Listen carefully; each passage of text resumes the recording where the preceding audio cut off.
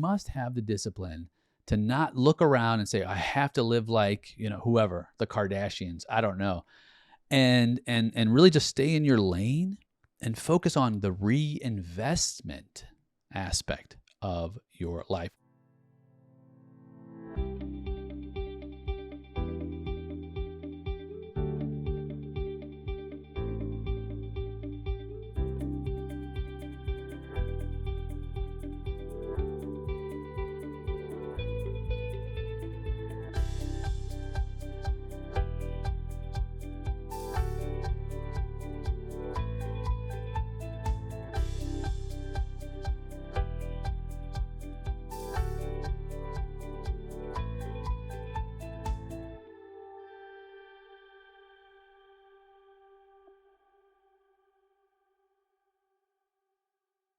Hello, my friend, and welcome to this brand new series of A Call to Leadership. I'm your host, Dr. Nate Sala, and every Friday we have what we call our Solo Fridays. It's just you and I in the trenches working on some aspect of your leadership development so that you can aim for greatness in leadership by serving others, living the irresistible offer of a life.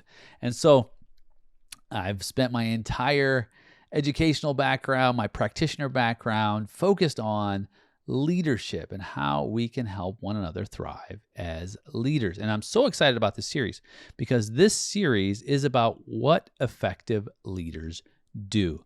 And so it's the habits, it's the behaviors, it's the patterns that lead leaders to create influence that develops that kind of shared purpose that has the power to reach our goals together. And so in this series, we're going to touch on a number of different aspects of leadership. And this isn't just for the adult. It isn't. It's really interesting. I had a client, a student of mine, talk about how he has his kids in the car when he is listening to the podcast. And I thought, wow, this is not just for the adult leader. We are perpetuating leadership to the next generation. So by infusing these behaviors, these patterns, these characteristics, and allowing them to permeate as seeds in the next generation, it's really heartwarming to me to know that is being done and we are joining together. Now, can it be boring? Yes. For a 15-year-old or a 12-year-old or a 9-year-old, I know for sure. But that's okay.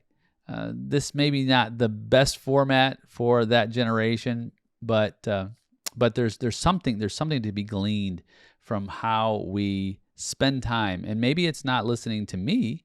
Maybe it's sharing some of these principles with your children and then allowing that to become a part of their daily lives. So just to start this series, lots of different places to start, but I want to start in a place that I thought was really some place that we don't spend a lot of time with thinking about leadership, is leading our finances, leading our money, because money is a tool, it's a resource, it's a fuel. And there's all different ways to look at money. We can look at money like we never have enough money. We can have it can even be a disease where greed begins to come in and we feel like, we need more and more. There's a show that used to come on, and I'm not sure if it's even on anymore on CNBC, but it was called American Greed. And people were insatiated with, they couldn't resist more and more and more money to where they defrauded people.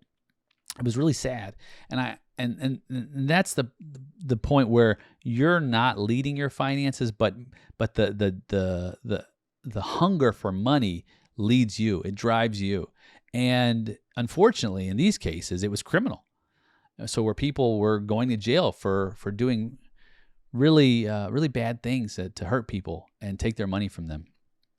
And so when we're talking about our money, we really have to come from the perspective of the heart, that money is simply a tool that we use to fund our lives. And so coming into this conversation, I want to come into it with you with a pure heart and a pure motive, to use it for the good.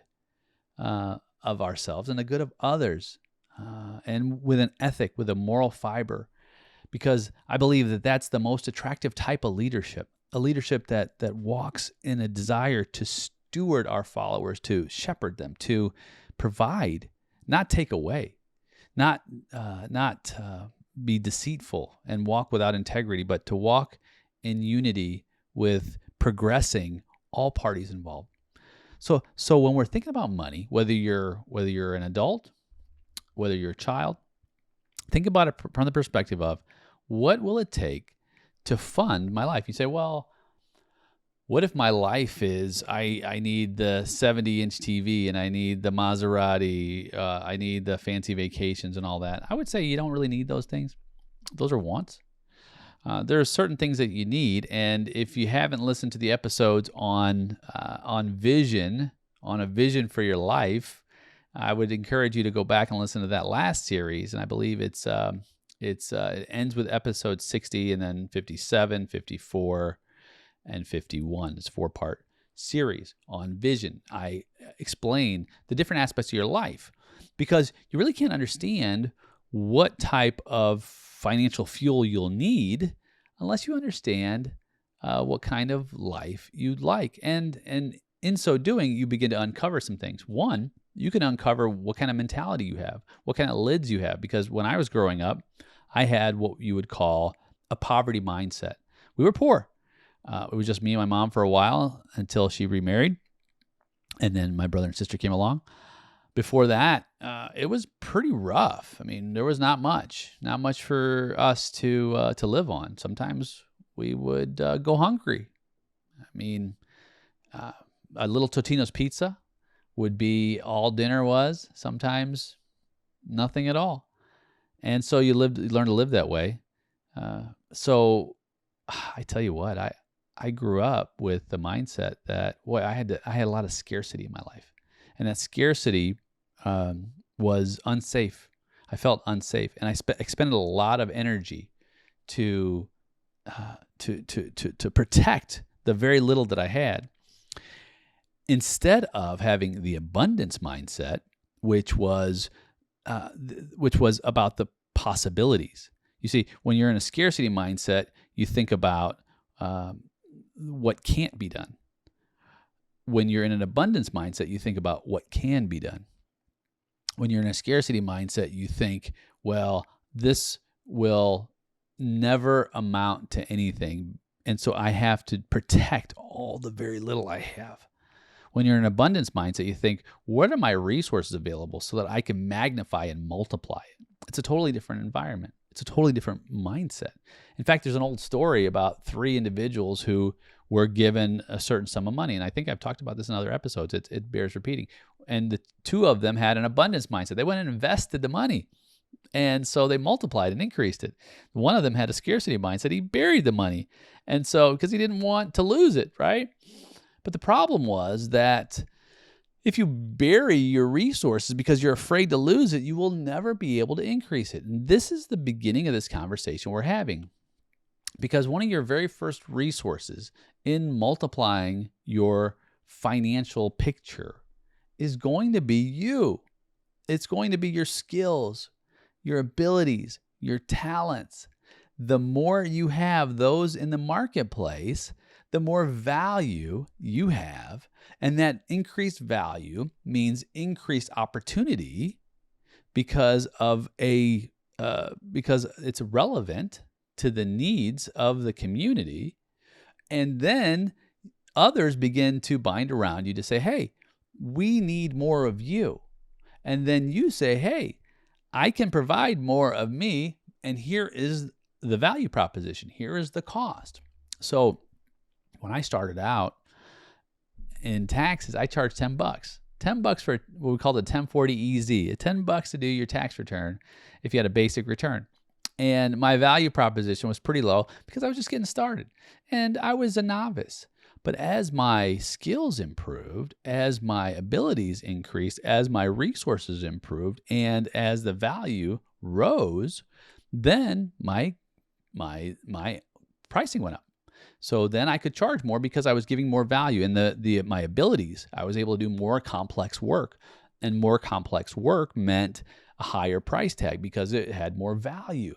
So I went from $10 to $50 to $100 to $500 and sometimes many thousands of dollars to do the kind of work that we do. And so this is the progression. Now, what does that have to do with finance? Well, that gives you more an abundance, an accumulation. So instead of focusing on what can't be done, focus on how your skills can develop. Where are you right now with your own abilities? Again, whether you're young or whether you're progressing in life, we all have to do an assessment on our skills. What is it that we're developing? So if you're young and you're spending most of your time, say, for example, daydreaming and gaming, and there's nothing wrong with gaming. I got a son who's a gamer, but if that skill is going to add value to how you're welcomed in the marketplace, then develop that. If not, if it's more of a hobby, let it be a hobby, and then develop other skills that will be marketable, so that you can then begin to accumulate that wealth so that you can use it as fuel to fund your life. And so it took me a long time to figure this out personally. Truth be told, like, I've always had a fascination with wealth and money, even when I was a little kid. And I guess partly because we didn't have much. But when I would make money, when I would earn money, I should say, I would even when I'd say about 11, 12 years old, I would take my money, $1 bills or whatever bills I had, and I would take a bar of soap and I would rub the bar of soap on each side of each dollar that I had. Now, it smelled good and it gave it a little bit of a wax, but I wanted my money to be smelling good and clean. And it's kind of silly to think about it today, but I wanted to take care of it, the point I'm making. And so I wanted it to be well represented in my life. And then, so I didn't want to spend a lot of money. I wasn't a person who I always wanted to make sure I was spending wisely. And so when I was growing up, it's important, and you might feel this way too. I didn't spend a whole lot of time looking at everybody else and saying, well, I need to have those kind of shoes, those fancier shoes, or I need to have that fancier jacket or that fancier car. I would buy, now I did have a BMW when I was maybe in my 20s, but the BMW was a salvage title car. I bought it for $6,000. And so what's a salvage title car? It means it's been wrecked and it's been fixed. Now, whether you buy that or not, the point is that I was trying to find opportunities to not spend more than I'm earning so that I could start to save and reinvest. And that's another piece of building your wealth. Another piece of building wealth is not outspending your earnings. This is an epidemic. And now I'm not going to say that was always the case, because when I was fresh 18, I was given credit cards. And they were store cards. So the Dillards, and before Macy's, there was Famous Bar and Sears. And I was like, wow, I've got these cards. Look at that. This one's got a $500 limit. This one's got a $3,000 limit. This one's got a $5,000 limit. And guess what I started doing? Buying clothes. Well, because I didn't have the discipline and the education to properly manage that, I racked those bills up. And when I racked those bills up, guess what happened? I'm paying 25, 30% interest now. And with my salary, my income, working where I was working, there was no way that I was ever going to be able to pay those off in full. So I'm just paying interest, and I'm just feeding the machine for these clothes I bought. Why? Because I didn't have discipline. Discipline is essential to leading your finances. It's essential to making sure that I'm not outspending my earnings. And honestly, really, if you want to look at it from the perspective of what do the poor do, what do the middle class do, and what do the wealthy do, the poor spend most of their money on food and cars, and just their normal bills. The middle class spend most of their money on nicer homes, vacations, nicer clothes. The wealthy, they don't spend a whole lot of money on that. They spend most of their money on reinvesting in businesses and real estate. And so if you're thinking about how I can generate more cash flow, more capital, you really have to get disciplined about your spending. It took me a long time to figure that out. In fact, I was over almost $100,000 in debt after starting my first business before I realized, man, I got to get off this frivolous spending rat race. I got to stop doing it. And I went into a payment program. I paid every month. I paid just under $1,300 a month for 5.5 years to pay all that off. And when I paid it all off, I learned a lesson: save more than you spend. Now, how much should that be? Some people say 10%, some say 20%, some say 50%. Some say, if you want to generate wealth, take 50% of what you earn and put it towards savings.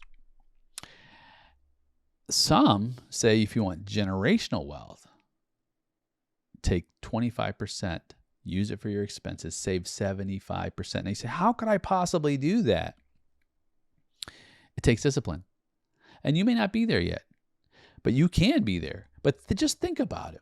Just think about it. If you had $100,000 in income a year, and you spent $25,000 of it, you say, you can't live for $25,000, Nate. You must be crazy. Okay, maybe I'm crazy. And then you saved $75,000 of it. In 10 years, you'd have $750,000. That's without interest. But what if you took the $75,000 and you invested it and bought a rental property, or 3 rental properties with $25,000 down a piece? Now they're earning you passive income. What if you invested in a business with that $75,000, and that business is then, after 3 years, making you 30 to 40% income on it, right? Then you say, wow, I'm glad I lived on that $25,000 that first year, because now I've multiplied, I've doubled, tripled, quadrupled my income annually. And now it's easier because now I've got $400,000 in income. It's easier to live on $100,000. The problem people do, and I've seen this time and time again in my own practice, in my own life, is that people live to their means. So you get the raise to $50,000, boom, I'm living at $50,000. You get the raise to $75,000, boom, I'm living at $75,000. $100,000, I'm living at $100,000. 2, 3, 4. I've seen people at $500,000 a year living check to check. You say, how could that even be possible, Nate? That's crazy. I would never do that. You sure? If you don't have discipline, you will. So you must have the discipline to not look around and say, I have to live like, whoever, the Kardashians, I don't know. And really just stay in your lane and focus on the reinvestment aspect of your life. When I was in my 20s, I started investing in a modified whole life policy. And at first it was $100 a month, and then it was $500, and $1,000, and $1,500, and automatic. And so when you start allowing that money just to accumulate for you, then it compounds the interest, and then it begins to just perpetuate itself. So I got into the mindset of investing in the rental properties. I got in the mindset of investing in the businesses and putting money away into some safer types of investments. And then guess what happens? You begin to accumulate wealth. You say, well, for what purpose? Again, to fund the life that you desire. And for me, I just, what I want to be able to do is support my family. I want to be able to have a surplus to save for the future. I want to be able to give and donate and provide for the needs of those in the community around me, and continue to invest in the businesses that I believe are going to lead me to the legacy of the life I want to be remembered by. So these are the nuts and bolts, if you will. And I've watched people in my own practice who do this, and they don't live extravagantly. They have cars that are regular cars. Now you say, Nate, what about you? Well, if you know me, I like cool cars, but I buy my cool cars right. I don't lose money on my cars. I drive them for a bit, and I actually generally, it's crazy to say this, but I make money. And so you have to be a savvy investor, savvy purchaser. If you can understand the market, understand what's going on around you, and really focus on how can I best maximize my opportunities. To this day, when I'm in the shopping center, buying my groceries, to this day, I will go by the value section. And the value section, there's marked down foods that are sometimes like foods from a couple days that are cold. Just today, I picked up a salad that was marked down to $5 from, I think, $7.99. And I'm going to eat it tomorrow. And I don't have to do that at this stage of my life. I can buy an expensive salad, but why? It tastes just as good. In fact, I'd make the argument that, you eat at a 5-star restaurant, sometimes Taco Bell tastes just as good, a $15 Taco Bell meal as a $150 5-star cuisine. Somebody listening is going to say, "No, Nate, you've not experienced delicious cuisine." Well, of course, I'm being facetious in some ways, but the point is that we have to really take inventory of how we understand our spending, and find ways to cut the cost wherever we can without cutting the experience and cutting the resource and the opportunity. Don't go out there and buy cheap stuff that's just going to break down in a year or months that you have to go out and replenish. My philosophy is I would rather buy quality at a little higher price that's going to last me twice as long, because the return on investment is higher. So use that mindset. Now, the other piece is this: who do I have around me? Who you have around you is going to be essential to building your financial picture, leading your finances. Do I have a wealth manager, i.e. a financial advisor, somebody who will understand the markets, understand how to help me to save in different areas and compound my earnings, as well as my 401k or my SEP or different types of retirement vehicles, and also lines of credit, things like that? Do I have a tax accountant, someone who is not only a tax preparer, but a tax planner, a tax strategist?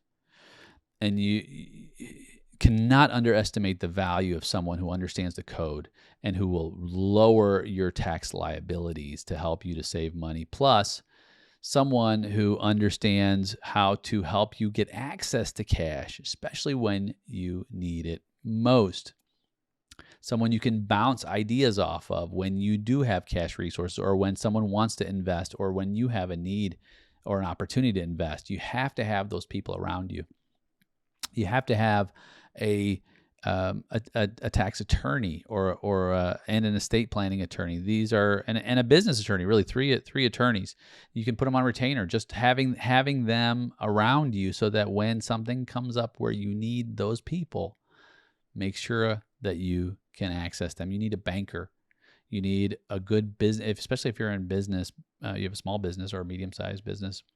Have access to someone or a group who you can contact to say, "Hey, look, I may need access to cash or capital for whatever reasons." You say, "Well, Nate, I follow the Dave Ramsey's approach, and I don't want to have debt to anybody." You don't have to have debt to need a banker.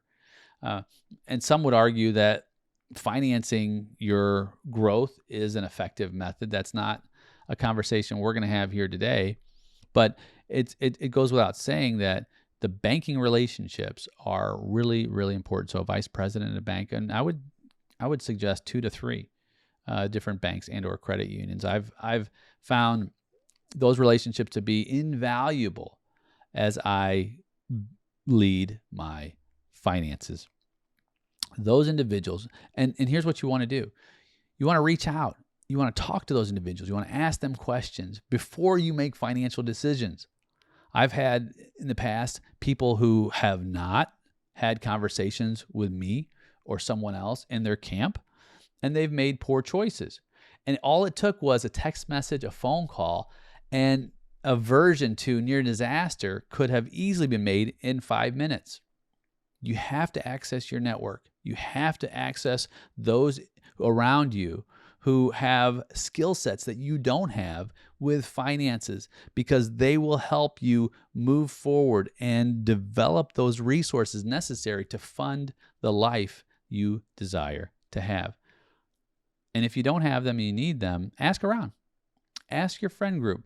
Get involved with a group, whether it's a BNI or a leadership group. We've got a great group called the Business Leaders Network, or BLN Community, BLN as in Nancy, community.com, which has access to all kinds of resources in business when it comes to finance. We've got fractional CFOs in the group. We've got tax planners and strategists. We've got financial advisors. We've got all kinds of people in the group who pour into one another and help you along that journey.